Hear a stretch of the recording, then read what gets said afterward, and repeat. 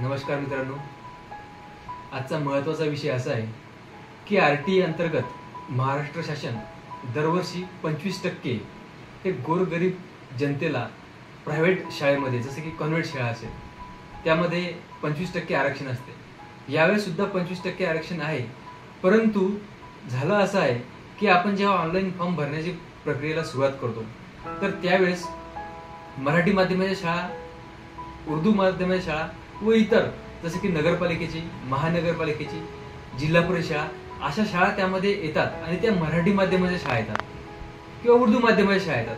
ह्या शाळा आल्यानंतर त्या ठिकाणी इंग्रजी माध्यमाच्या, जसे की कॉन्व्हेंट शाळा असतील, त्या शाळा आपल्याला निवडायच्या असतात.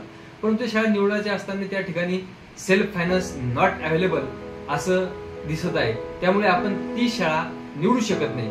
कुठल्याही प्रकारची XYZ शाळा आपण निवडू शकत नाही. इंग्लिश माध्यमाची, इंग्रजी माध्यमाची शाळा आपण निवडू शकत नाही. मग जर आपल्याला ती शाळा निवडायची असेल तर नेमका या शालेय शिक्षण विभागाने त्या कशा निवडायचा, हा एक मला पडलेला प्रश्न आहे. तसेच की आपण एखादं ऑनलाईन प्रक्रियेद्वारे जो फॉर्म भरण्याची प्रक्रिया आपण सुरुवात करतो तर त्यावेळेस त्या ठिकाणी त्या XYZ शाळा असेल तर त्या शाळेसमोर 36 ऍडमिशन अवेलेबल, 20 ऍडमिशन अवेलेबल किंवा 6 शाळा अवेलेबल असं त्यामध्ये लिहिलेलं असते, असं दिसते सुद्धा. परंतु आपण तो फॉर्म भरू शकत नाही. मग नक्की त्या ज्या जागा आहे त्या 5 असेल, 10 असेल, 36 असेल, ज्या जागा त्या भरणार कोणत्या पद्धतीने आहे, की ते स्पॉट ऍडमिशन करणार आहे की अजून कोणते प्रकार आहे, ते सुद्धा मला आजपर्यंत कळलेलं नाही.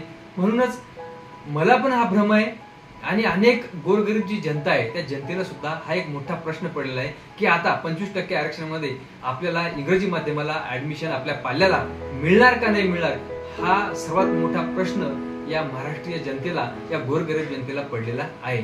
तरी आता फक्त 2च दिवस बाकी आहे. आजची 28 तारीख आहे, 28/4/2024 आणि 2च दिवस बाकी राहिलेले या फॉर्मची, RTI फॉर्म भरण्याची ऑनलाईन तारीख 30 तारखेला संपणार आहे. 30/4/2024 ला हा फॉर्म भरण्याची तारीख संपणार आहे. मग हा फॉर्म भरण्याची तारीख संपल्यानंतर नेमकं त्यामध्ये काय होणार, हा सर्वात मोठा प्रश्न आहे.